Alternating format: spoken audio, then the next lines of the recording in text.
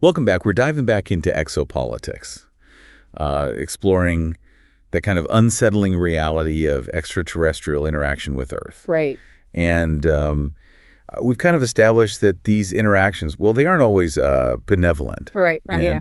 it seems like some extraterrestrial civilizations, they operate with agendas that might not align with humanity's best interests. Yeah, definitely. So today we're going to try to examine these extraterrestrial actors, Okay. almost as distinct geopolitical blocks. I like that. Yeah. And we'll focus on three of the dominant That factions. sounds good. So who are the major players in this cosmic game of power? Well, the Oomoan communications that we've been analyzing, they highlight three key factions. Okay. And we can refer to them as the three dominions. Okay. The three dominions. Yeah, so first we have the Reptilians, a technologically advanced species with a penchant for manipulation and infiltration. Okay. Then there are the Greys. Right. Facing a dying planet, they're desperately seeking a new home. They need a new home. And finally, we have the most enigmatic group, the Hostile, also known as the Saliano. Okay. Their appearance remains a mystery, but their actions speak volumes about their aggressive expansionist tendencies. The reptilians have come up quite a bit in our previous deep dives. Right. And you mentioned manipulation and infiltration as their primary tools. Yeah. Do we have any concrete examples of this? Well, the 1966 contract between the Reptilians and major Earth governments. Okay. That's a prime example. Think about that for a moment. Formal agreements Wow. between human governments and a species whose true nature, well, we barely grasp it. Right. What does that tell you about their ability to infiltrate and influence power structures? Yeah. I mean, it's right there. Like actual contracts? Yeah. What could they possibly want from us that they would negotiate in such a formal way? Well, the Oomoan communications suggest their primary motivation is the acquisition of advanced technology. They see humanity as a source of innovation that they can exploit. So they're not just observing us from afar, they're actively engaging with our governments, Right. making deals. Right. It's almost like a cosmic corporate takeover. An apt analogy. And their reach extends beyond government circles. Okay. Remember the Men in Black, the MIB? Oh, yeah. The Oomoan communications confirm they are a genetically engineered subcategory of the Reptilians. Okay. Specifically adapted for interacting with humans. The Men in Black. Yeah. So those stories weren't just urban legends. Apparently not. Wow. The Oomoans claim the MIB were deployed to intimidate witnesses of extraterrestrial activity, Okay. to instill fear, and discourage further investigation. I see. So they're managing the narrative, controlling the flow of information about their presence on Earth. Precisely. It speaks to a sophisticated strategy of manipulation and control. Right. And their involvement in cattle mutilations, often alongside the Greys, that further demonstrates their interest in advanced technology. You're talking about those strange cases where livestock are found dead with surgically precise incisions. Yes. The Oomoan communications indicate that these were not random acts of cruelty, Okay. but rather live demonstrations of gravitronic technology for the benefit of the U.S. Air Force. Hold on. Live demonstrations. Yeah. So they were essentially using cattle as test subjects to showcase their technological prowess. That's disturbing. It raises an important question. Are we, as a species, being drawn into a dangerous bargain, Right. exchanging knowledge for technology with a species that clearly has its own agenda? Especially considering the Oomoans also noted that the reptilians are suffering from genetic and planetary degeneration. Right. Likely a consequence of their actions towards other civilizations. Yes, their desperation might be driving their actions. I mean, a dying planet Yeah. and a deteriorating species Right. could explain their aggressive pursuit of resources and technology. It makes you wonder if they see Earth as a potential lifeboat, a last-ditch effort to save themselves. It's a chilling thought, but we need to consider all possibilities. Now let's shift our focus to the second major faction, Okay. the Greys. Okay, the Greys. You mentioned they're facing a dying planet Yes. and are desperately searching for a new home. Yes, and their actions reflect this desperation. Remember the 1954 treaty with the U.S. government? Yeah. The one that was later broken and renegotiated in 1966? Right, the treaty that supposedly involved technology exchange in return for access to human genetic material. Precisely.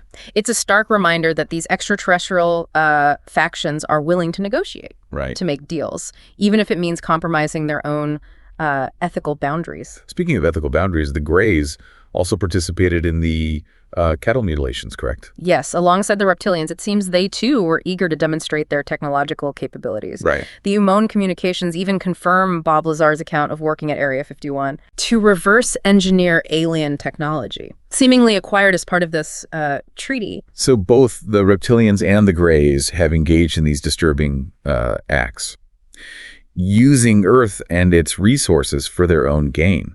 They're not exactly friendly neighbors, are they? Their motivations might be understandable, even relatable in some ways. Right. But their methods are undeniably questionable. Yeah. Their actions raise serious ethical concerns about the nature of these interactions. Right. And the potential consequences for humanity. It seems we're caught in the middle of a cosmic power struggle with these two factions, vying for control and resources, seemingly unconcerned about the impact on our planet and our species. That's an astute observation. Yeah. But remember, there's a third player in this game. Right. The hostile, the Saliano. Right. They are perhaps the most concerning of the three. And we'll delve into their enigmatic nature next. The Saliano, unlike the Reptilians and the Greys, they remain shrouded in mystery. We have no concrete information about their physical appearance. So how do we even know they exist? What makes them a dominion if we know so little about them? Well, their actions, or rather the consequences of their actions, have been observed and documented by the Oomoans. Okay. They're categorized as a dominion due to their vast influence and control over numerous star systems. It's unsettling. So what do we know about their actions? Imagine a civilization that operates with a purely exploitative mindset. Boy. They conquer planets, enslave populations, and drain resources without a shred of empathy or remorse. Wow. That's the Saliano modus operandi, as documented by the Oomoans. So they're essentially a cosmic conquering force, but how do they go about seizing planets? Brute force, advanced weaponry. Interestingly, their approach is far more insidious. Okay. The Oomoans suggest they utilize what they call bait signals, deceptive signals, designed to lure civilizations into a trap. So it's a more strategic approach, relying on deception and manipulation rather than outright aggression. Precisely. The Oomoans describe a chilling incident involving astronomer Frank Drake in 1960. Okay. He detected a signal that fit the profile of a bait signal, only to be swiftly diverted by the military. It sounds like the military might already be aware of the Saliano threat and their deceptive tactics. Right. But why divert Drake? Wouldn't investigating the signal provide valuable intelligence? Perhaps, but consider this. Engaging with such a signal could inadvertently reveal our presence and technological capabilities, making us a more attractive target for exploitation. That's a chilling thought. So they're not just conquerors, they're strategic manipulators. It almost feels like they're playing a cosmic game of chess, setting traps. Right. And waiting for civilizations to make a mistake. An apt analogy. Yeah. The Oomoans even go as far as to call the Saliano-controlled worlds belongings, a starkly dehumanizing term that speaks volumes about their disregard for other life forms. It's a terrifying thought, this idea of Earth becoming another possession in their cosmic collection. But if they're so powerful and ruthless, why haven't they attempted to conquer Earth already? Well, the Oomoans suggest that despite their aggressive expansionism, the Salianos are actually less powerful than both the Greys and the Reptilians. Okay. Their resources are stretched thin across their vast dominion. Right. Conquering Earth with its advanced defenses and potential for resistance might be too costly an endeavor for them at this point. So for now, we're safe. Perhaps.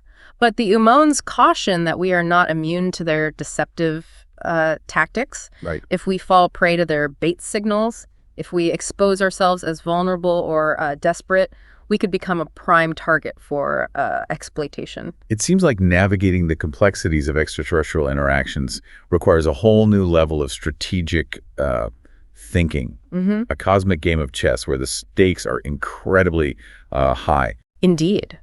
Understanding the motivations and tactics of these three dominions is crucial.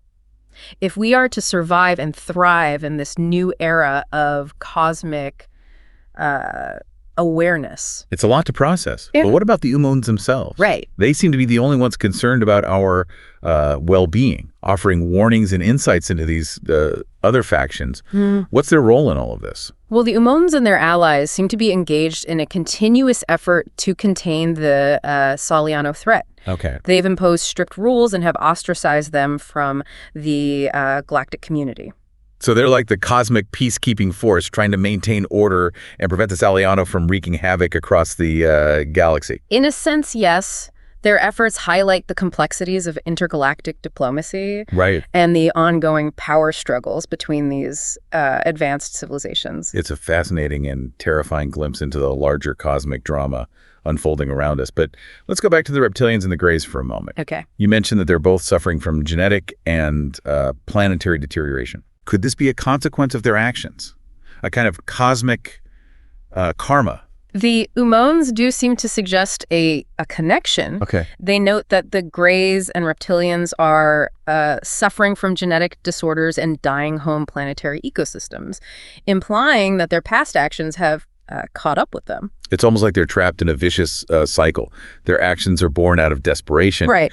But those same actions contribute to their decline. Yeah. Leading to further desperation and more questionable actions. It's a tragic scenario. And it makes you wonder if both the Greys and the reptilians are facing potential extinction. Right. Does that change how we should approach contact with them? That's a profound question. Do we view them as threats to be feared and defended against? Right. Or do we see them as fellow travelers facing an existential crisis, perhaps deserving of our compassion? It's a question with no easy answers. Right. We need to weigh the potential risks against the potential benefits of interaction, always remembering that these are intelligent, complex beings with their own motivations and agendas, not simply two-dimensional villains from a science fiction movie. It seems the more we learn about these extraterrestrial factions, the more complex and nuanced the picture becomes. And it underscores the need for careful consideration, a strategic approach that balances caution with a willingness to learn and understand. So where do we go from here? How do we navigate this complex web of extraterrestrial interactions? That's a question we'll explore further in the final part of our deep dive. We'll examine the implications of these interactions, the potential risks and opportunities, and the choices we face as a species on the brink of cosmic awareness. Okay, so we uncovered quite a bit about these three dominions, the reptilians, the Greys, and the Saliano, each with their own motivations and strategies and implications for humanity. But what does this all mean for us? Where do we go from here? Well, it's clear we are at a critical juncture, the choices we make now, the way we approach these interactions. It'll have a profound impact on the future of our species. It's like we've stumbled onto this vast, intricate game of cosmic chess, and we need to learn the rules quickly if we want to survive. Yeah, the Oomoans have given us a glimpse into these rules, haven't they? They've warned us about the potential pitfalls of interacting with these factions. Yeah, they have. The potential for technological dependency, the risk of falling prey to, deceptive tactics like the bait signals, and the stark reality that some of these civilizations, well, they don't value human life the way we do. It's sobering, to say the least. But the Oomoans have also highlighted the internal struggles these factions face. The reptilians and the Greys are both suffering from the consequences of their past actions, trapped in a cycle of desperation and exploitation. Right. Their predicament raises a fascinating ethical question. Does their suffering, their potential extinction, change how we should approach them? Do we view them as adversaries? Or as fellow travelers facing a shared existential crisis? Do we offer help? Do we try to learn from their mistakes? Or do we prioritize our own survival? Maintaining a safe distance and focusing on strengthening our defenses. It's a complex dilemma with no easy answers. The Oomoans haven't given us all the answers, but they've provided a framework for understanding, a set of challenges to grapple with. They've shown us the importance of critical thinking, of questioning everything, and of recognizing the multifaceted nature of these interactions. They've also emphasized the need for strategic thinking. We can't afford to react out of fear or naive optimism. We need to carefully consider the potential risks and benefits of each interaction, recognizing that these are intelligent, complex beings with their own agendas. Right, we need to develop a nuanced understanding of their motivations, their strengths, and their weaknesses. We need to learn from their mistakes, avoiding the traps they've fallen into. And perhaps most importantly, we need to learn from the Oomoans themselves, their willingness to share information, their warnings, and their efforts to contain the Saliano threat.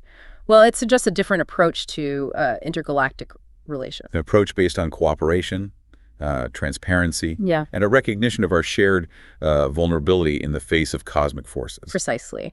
As we delve deeper into the realm of exopolitics, we must remember that we are not alone in this vast universe. And the choices we make today will determine our place in the cosmic community for generations to come. It's a daunting responsibility, but also an incredible opportunity.